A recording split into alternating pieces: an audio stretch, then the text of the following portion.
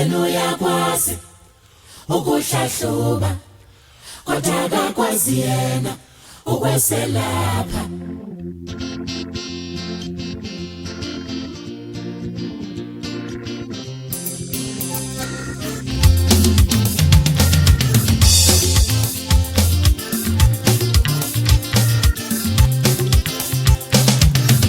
Baba mfundisi, baba mfundisi,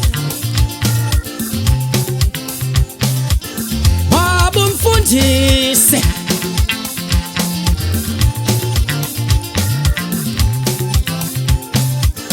yena uyakwazi, uyakwazi ukuhlahluba kodwa akakwazi yena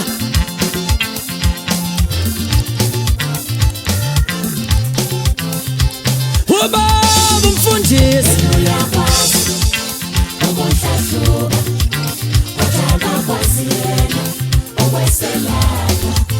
Yena uyakwazi ukuhlahluba kodwa akakwazi yena ukweselapha. baba mfundisi. Yebo nkosazana. Ndinephethwe lihlaba. Lani, ngicela ungazongitshela. Angithi uthe ngizokuhlahluba la ekhaya. Yebo baba mfundisi. Lalela hlala pha kwesasikhamba wenkosazana. Yezwa ukuthi uphethwe yisibhobo wenkosazana la ngasemuva. Yesinye singapha ngase-right wenkosazana.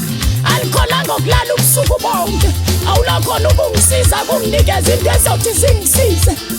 Cha wenkosazana. Ukhona omnye ubaba ongumfundisi mina ndikwenye section yokuthi ngikhona ukuhlahluba abantu. Kodwa ungamthola ngale ngaseBhizana bambiza umfundisi umqwalane.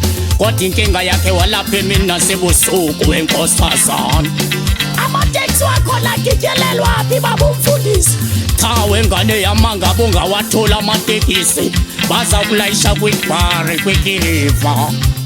Yebo nkosazana. He baba mfundisi.